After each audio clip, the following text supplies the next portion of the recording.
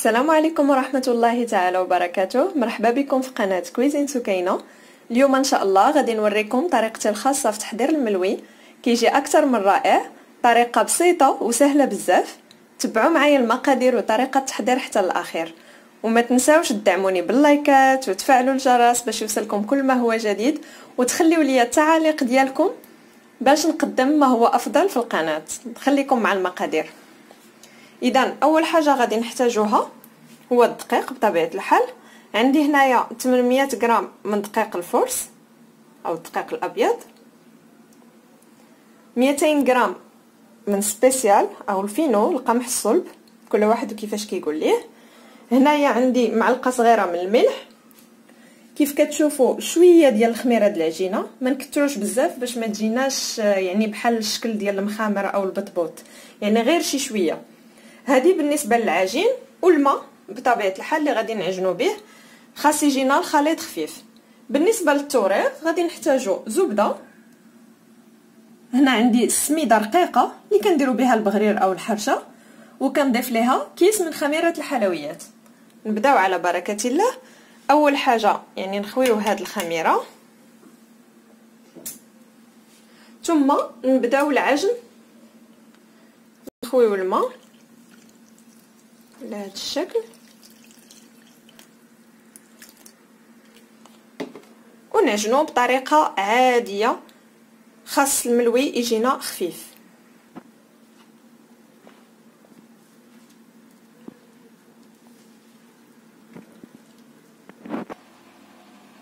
من بعد ما عجنت العجين ديالي كيجينا رطب كيف كتشوفوا، ما كنديروش عجينه قاصحه، عجينه كتكون رطبه. تقريبا هز ليا يطرد الماء، بقات فيه غير شي شويه، يعني تقريبا واحد نصف كاس اللي بقى ديال الماء من يطرو. هادشي اللي هز ليا. مي بطبيعه الحال كل واحد على حسب النوعيه ديال الدقيق ديالو. دابا غادي نغطيه وغادي نخليه يرتاح شي شويه. غادي ندير عليه بلاستيك ودريره نخليه يرتاح شي شويه، ومن بعد غادي نقسموه كويرات. نتلاقاو باش نشوفوا الطريقه. من بعد ما كيرتاح ليا العجين كيضاعف الحجم ديالو على هذا الشكل، كناخذ زليفه كندير فيها الزيت، وصينيه فين نحط الكويرات ديالي حتى هي كندهنها بالزيت. كندير يدي في الزيت غير شي شويه، كندهن العجين ديالي وكنحاول نحيدو من القصريه على هذا الشكل ونشكلو على شكل كويرات. كنعتذر على التصوير حيت كنصور بيد وكنخدم بيد، دونك غادي نشكلو كويرات ونخليهم يرتاحوا شويه ونتلاقاو باش نشوفوا الطريقه. من بعد ما كيطلقوا ليا الكويرات ديالي كندهن سطح العمل بالزيت على هذا الشكل، وكنبدا كنطلق فيهم. ما نديرهمش دائريين، نديرهم على شكل مستطيل على هذا الشكل.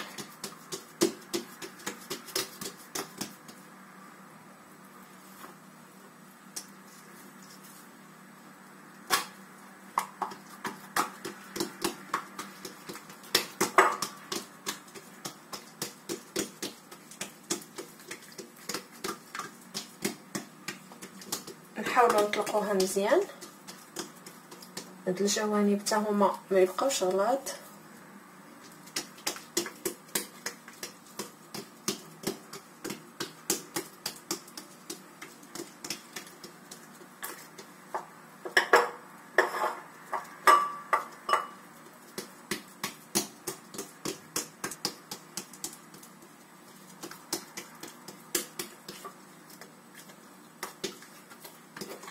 يعني الجهد اللي قدرنا نطلقوها غير نحاولوا بان العجينه ما تقطعش معنا.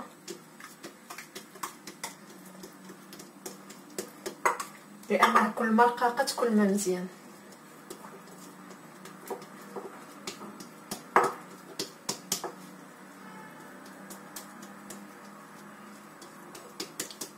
صافي. من بعد ما كنطلقوها مزيان كناخذوا شويه ديال الزبده،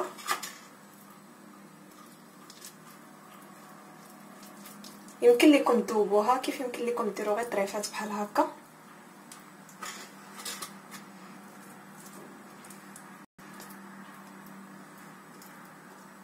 على هذا الشكل.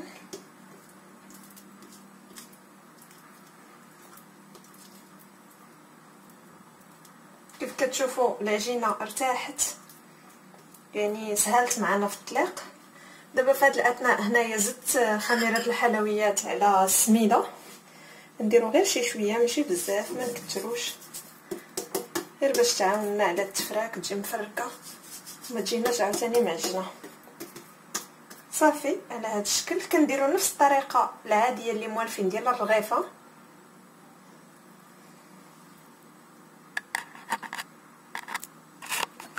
على هاد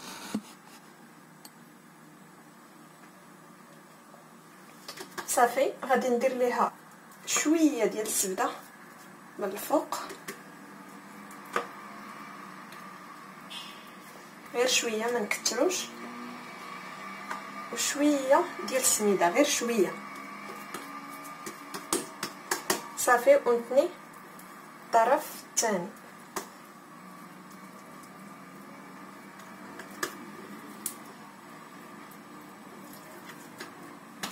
كتجينا هكا. كندهن هنايا بالزيت وكنحطوها ترتاح ونخدموا وحده اخرى.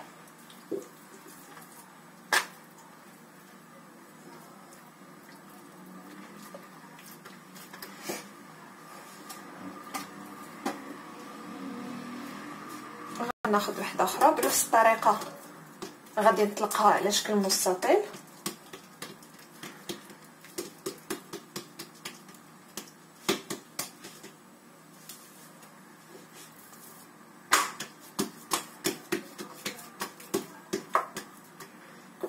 انا عندي شويه البلاصه مضيقه. بالنسبه للحجم يمكن لكم ديروا الحجم اللي بغيتو بطبيعه الحال، بغيتو مليويات كبار صغار داكشي كيبقى اختياري.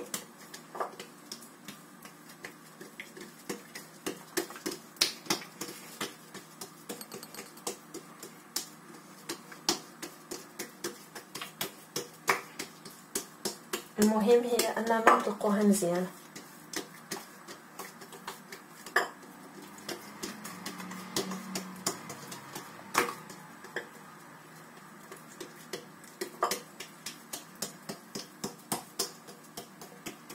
صافي من بعد ما كتطلق معايا بنفس الطريقه كندير ليها شويه ديال الزبده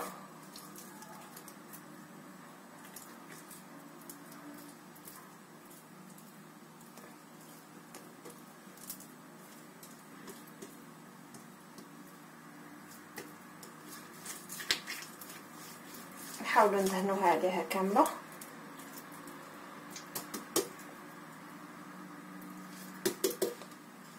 شويه ديال السميده اللي خلطناها مع خميره ديال الحلويات عفوا. صافي بنفس الطريقه غادي نتنيو الطرف الاول هكا بحال اللي كنديروا للرغيفه على هذا الشكل. كنديروا ليه شويه ديال الزبده والقليل فقط من السميده.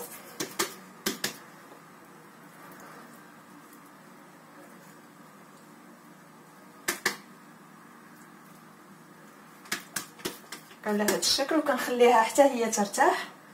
اذا انا نكمل بنفس الطريقه حتى نسالي الكميه اللي عندي ونتلاقاو باش نشوفوا كيفاش غادي نكملوهم.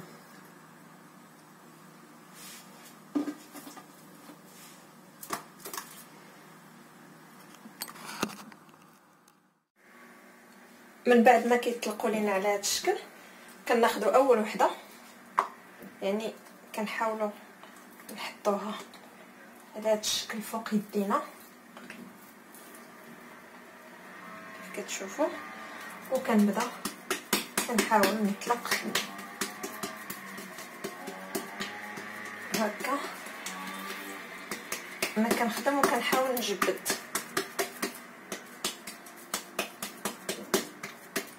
صافي وكنبدا كنلوي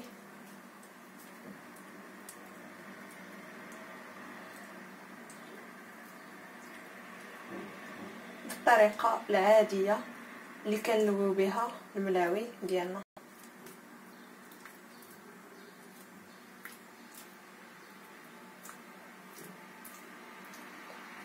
صافي ملي كنوصل لهنايا كنعاود نكحزها، كنعاود نطلق و ان ميم طون كنجدد شويه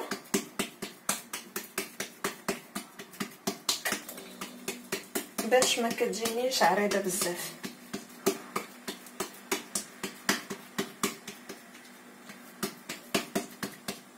مره ندير ليها شي شويه ديال السميده، غير شويه، وكنكمل التلويه ديالي.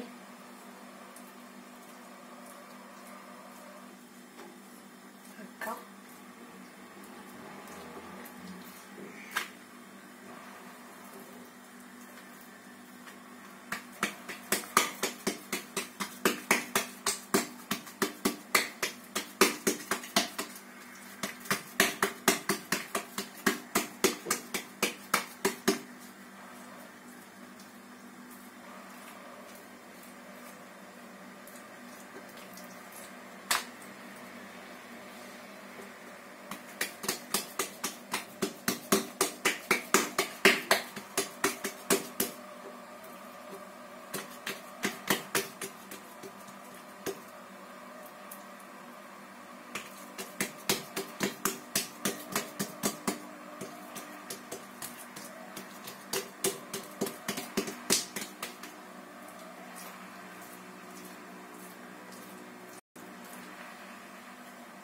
ندير عاوتاني شويه ديال السميده ونكمل التلويه ديالها حتى الاخر. اذا كتجينا على هذا الشكل كيف كتشوفوا. كنخليها هكا ترتاح ما بد ما نكمل كاع الوحدات اللي عندي. مثلا ناخذ وحده اخرى صايبه قدامكم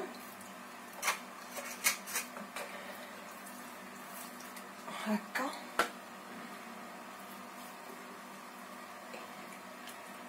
يعني هادي نحط وحده فوق وحده، معليش ما غاداش تلصق لان فيهم الزيت.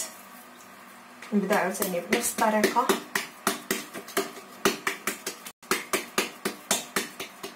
من الراس نطلق العجين ديالي، حاولوا ما يجيناش غليظ صافي، ونبدا نلوي.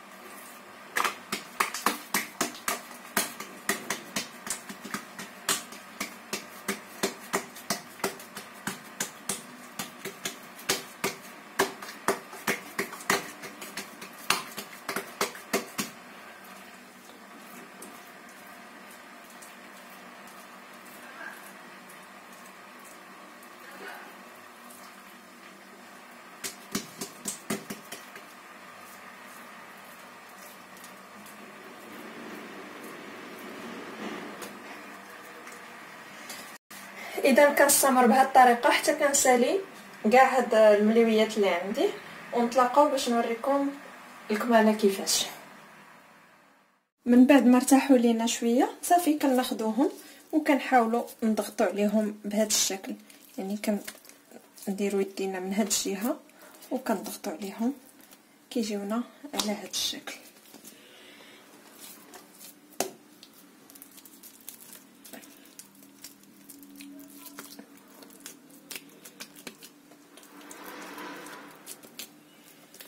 صافي كنحطوهم، كنكمل الكميه اللي عندي كامله، ومن موراها كندوز كنكرسهم وكنطيبهم مباشره.